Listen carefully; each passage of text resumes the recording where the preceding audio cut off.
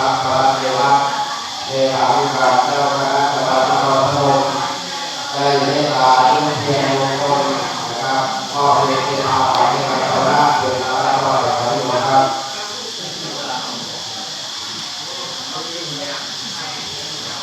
ทุกคนก็ได้กระลงมือเกินเด้อเข้ามาเรื่องสุขภาพต่อหน้าไป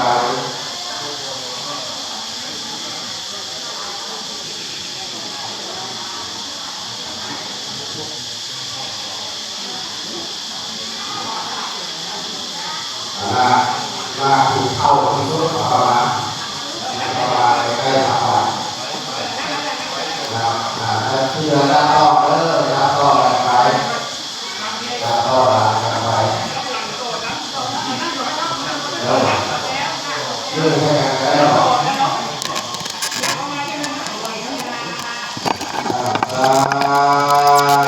เมื่อนี้เป็นเรื่องการวันดีเมื่อพิธีอาวุธโตโตการนี้แม่โตไม่กันขันนันนี้แม่ขันไม่แก้วออกตัวสักพาตัวแก่แล้วจนได้ยอมมาทุ่มเอาเล่าเข้าเอาขาดตอนหน้าที่แล้วผู้ที่บวชในพระพุทธศาสนาทุกผู้ทุกคน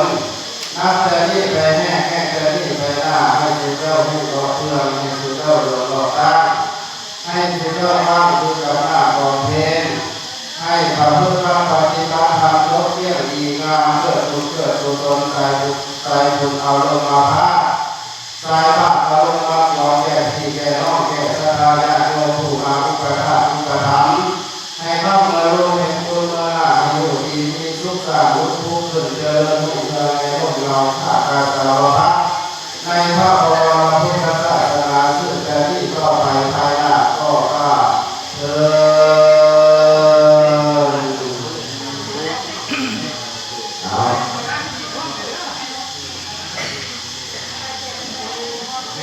ทรงธรรมะสรุปพระพุทธศาสนายุคการดำเนินแต่การเสด็จดับขันธปรินิพพานแห่งองค์สมเด็จพระผู้มีพระภาคกรุณาสัมมาสัมพุทธัสสะนะโมยมพระบรมศาสดาเจ้าพระองค์นั้นบัดนี้รวมแล้วได้2,569 พรรษาปัจจุบันสมัยอันมีในบัดนี้คือกำหนดทราบด้วยประการนี้แลนะโมตัสสะแก้วอุมาเป็นที่เพิ่งพันเตไม้เพิ่งเจ้าพุทธแก้วเมื่อรามอันว่าเวลาให้ตรงนี้หายเสียที่จะได้มาโยบาทิกาน้อยนักได้อาว่าลงตัวเป็นทางดวงพระที่มีใจเป็นดังมันใจใส่แดงเมืองอาว่าพงเกศเจ้ากระดังนองอามูผู้ขากระดังเกียรติใจอาว่ามูทรงนำเดือดสายทำพุทธะเกียรติเข้าตรงกันหนุนนำพาวันถวายอา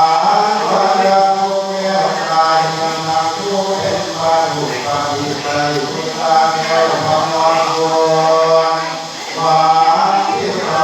ศิลาสาธุทังเกยาลาภังพวันทุเตวา